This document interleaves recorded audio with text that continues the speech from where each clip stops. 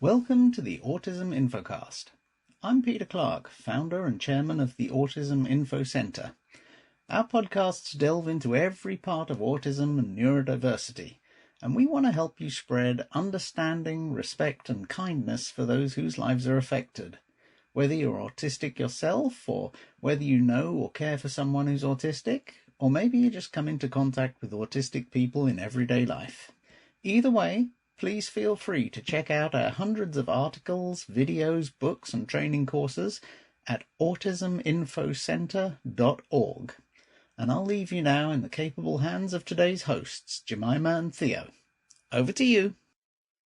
Now, for anyone navigating healthcare with autism, you're probably, acutely aware of the amplified stresses, things like the sensory overload, communication barriers when maybe words fail, and just the sheer disruption to routine. Absolutely. And, communication breakdowns in healthcare settings, they're actually a significant factor in preventable medical errors. It's quite alarming. It really is. And for autistic individuals, that risk is, it's exponentially higher, often because of those inherent communication differences and just how overwhelming the whole hospital environment can be. Right. So today we're going to try and cut through some of that noise, explore a really dynamic tool that can dramatically improve healthcare experiences. Yeah.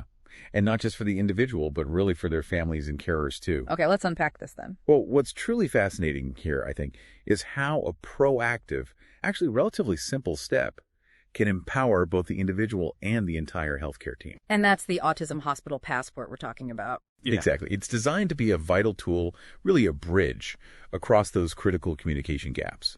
Its main purpose is just to clearly communicate unique needs to medical staff. Okay. Making sure care is genuinely person-centered. So yeah, in this podcast, we're going to give you a practical guide, what it is, why it's so incredibly important, and crucially, how you can easily create one. Okay, so let's get that clear definition first. What exactly is this document, and how does it sort of function in that busy, often chaotic medical setting? Right. You can think of it as a concise, personalized profile. It's really designed for rapid clinical understanding. Okay. It's a document with essential info about an individual, their autism, their specific needs. Because in a hospital, time is always precious. Always. Staff don't have the luxury of spending hours getting to know every patient's nuances, unfortunately. Yeah. So the passport gives them vital, actionable information, basically at a glance. Like a quick start guide. Kind of, yeah. It's designed to be immediately given to doctors, nurses, other healthcare staff. It helps them understand you better, provide genuinely tailored care, and hopefully prevent misunderstandings before they even start. I can see that. Like if someone's overwhelmed, maybe nonverbal because of anxiety. Exactly. They can't express their needs. This passport, it speaks for them in that moment. That makes its usefulness really clear straight away. Yeah. So, okay, beyond just how it works, let's explore why it's so transformative. You mentioned the benefits.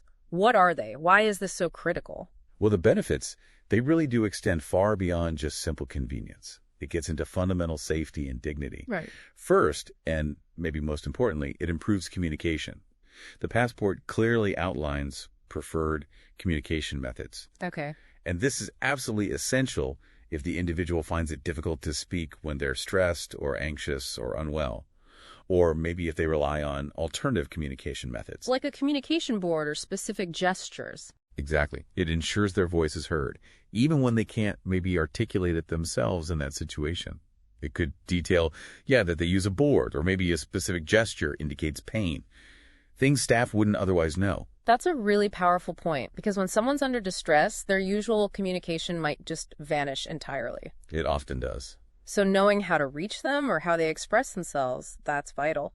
What about the environmental challenges? Hospitals are tough sensory environments. Oh, definitely. So secondly, it critically helps manage sensory needs. The passport details specific sensitivities. Maybe it's bright fluorescent lights or constant beeping alarms or even unexpected touch. Things that are just unavoidable in a hospital sometimes. Right. But this information allows staff to make simple but sometimes profoundly significant adjustments. Like what, for example? Well, maybe dimming the lights if possible, finding a quieter area for an assessment, or even just providing verbal warnings before physical contact. Simple things. With those adjustments, they don't just reduce distress. No, they can significantly reduce anxiety and actually prevent meltdowns in that clinical setting. Yeah. We've seen cases where a passport detailing specific nonverbal pain cues and sensory triggers literally prevented an unnecessary invasive procedure. Wow. Yeah, because the staff could finally understand what the individual was trying to express through their behavior. That really hits home how small details can have massive impacts. And I imagine managing that sensory environment, it directly impacts anxiety levels too. Absolutely. Which brings us to the third point, and maybe the most important for the individual. It dramatically reduces anxiety. How so? By explaining established routines, perhaps detailing what might cause distress, and crucially, outlining what helps the individual feel calm and safe, the passport empowers the staff. Right. It gives them tools. Exactly. They can then proactively prevent unnecessary anxiety or effectively support the person if they do become overwhelmed. You know, if we connect this to the bigger picture, this isn't just about comfort. It's really about fundamental safety and dignity for that person. So it's not just managing symptoms after they appear, but actively trying to prevent them escalating in the first place. Precisely. Okay, what about the broader medical implications? You mentioned safety. Yeah, finally, it ensures safer, more effective care. Because the passport provides a clear, concise summary of important medical information. Like allergies, medications? Exactly. Current medications, any allergies, any co-occurring health conditions.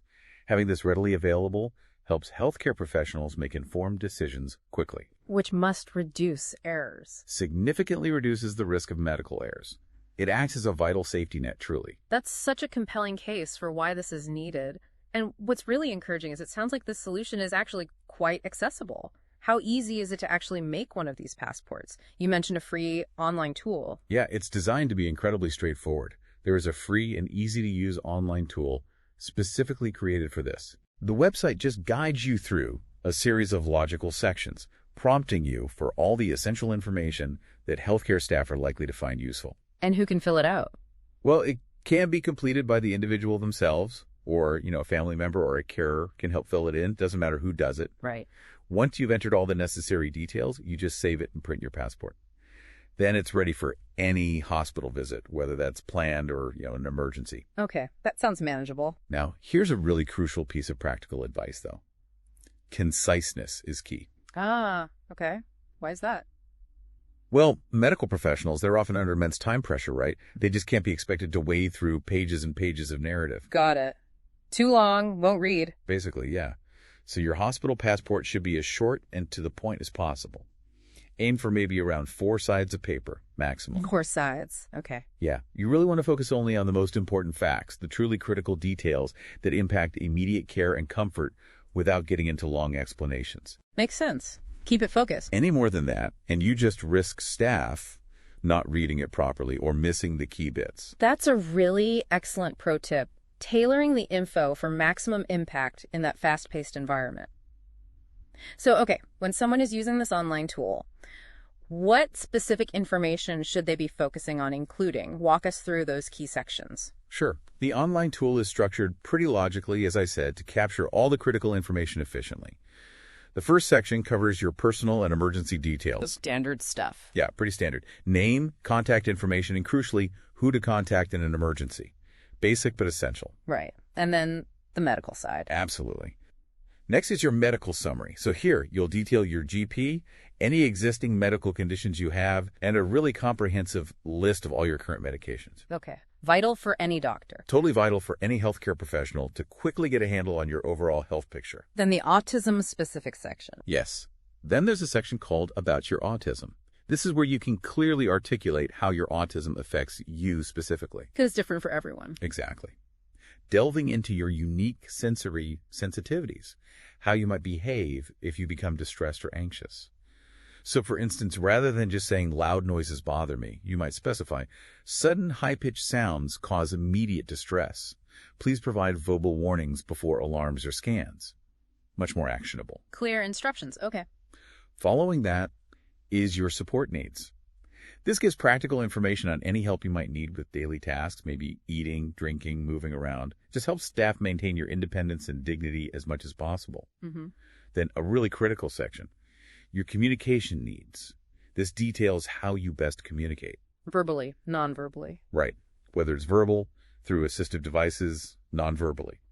Also, how staff can best communicate with you, and how you express essential things like pain, agreement, or disagreement. That seems incredibly important if someone can't just tell you. It really is. Yeah. This kind of raises that important question.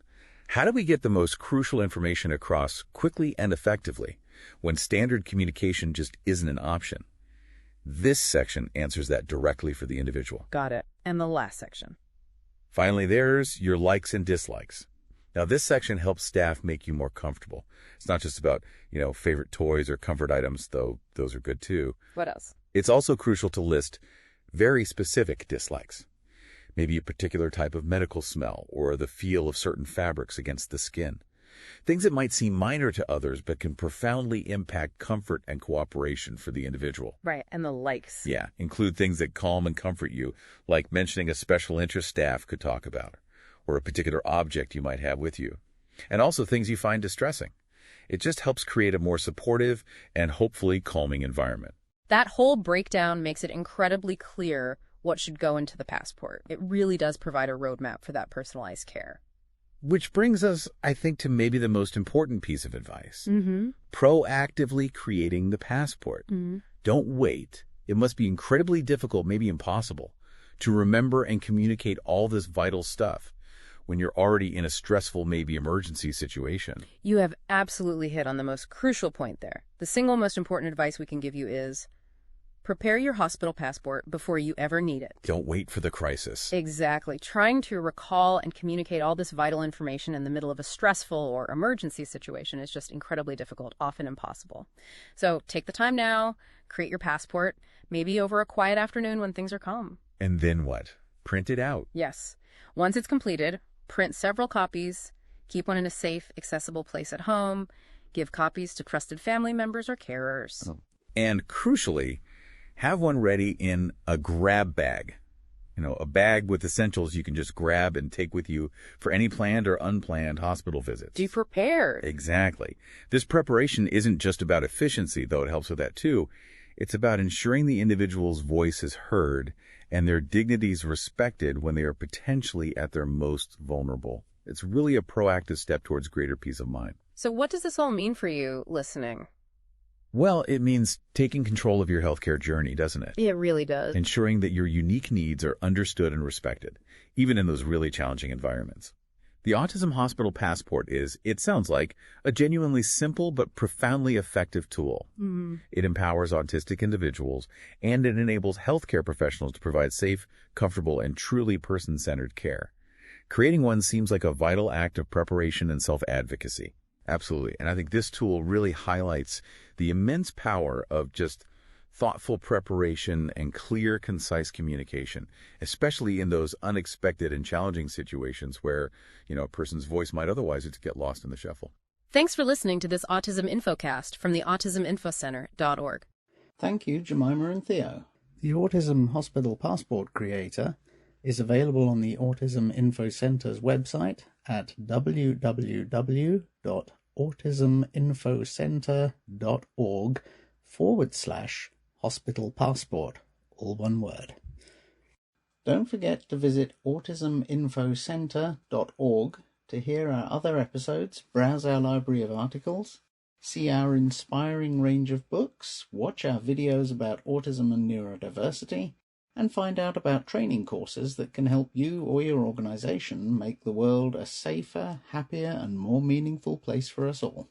If you've enjoyed what you've heard today, please feel free to spread the word about Autism Info Center. A quick mention on your socials is always appreciated. Until next time, this is Peter Clark from autisminfocenter.org. Have a great day.